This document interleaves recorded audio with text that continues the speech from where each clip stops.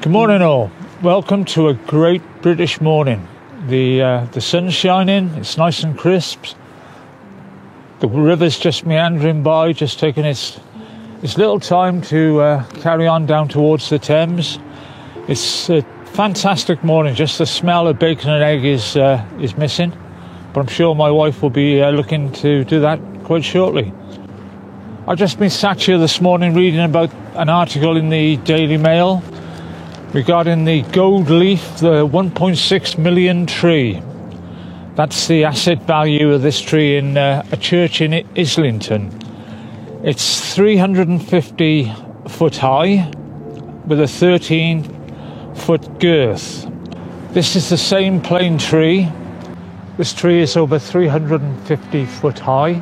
It's over 750 years old. So I'm anticipating the value of this will be around about 3 million. What I do with it, I have no idea. Perhaps it's firewood for the rest of our lives, but it'll be an interesting one for the estate agents. Looking at the tree and the river, here is where Jerome K. Jerome wrote Three Men in a Boat back in 1889. This tree then was actually in its infancy. It would probably have been about 300 foot, which is about the size of the tree in Islington. So it was still quite substantial at that time. The house itself wasn't built then. The house was built in 1895. It commenced. So it would just have been probably a very early building site for Jerome K. Jerome. But he does mention it in the book, as he mentions the tree, because he took shelter under there.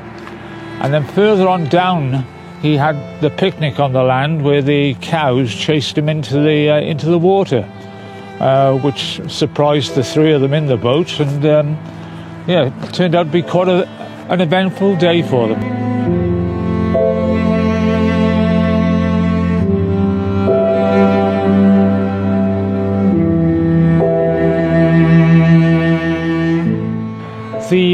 The sole purpose of this video is to highlight a particular quest of mine now that's become the main aim in my life.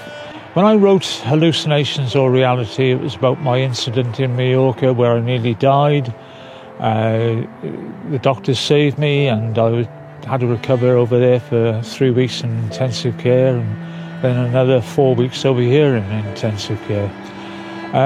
But when I wrote the book to let people know what had happened, my auntie in Cornwall said, "Fantastic, Mike, it's all correct except you didn't mention your older sister."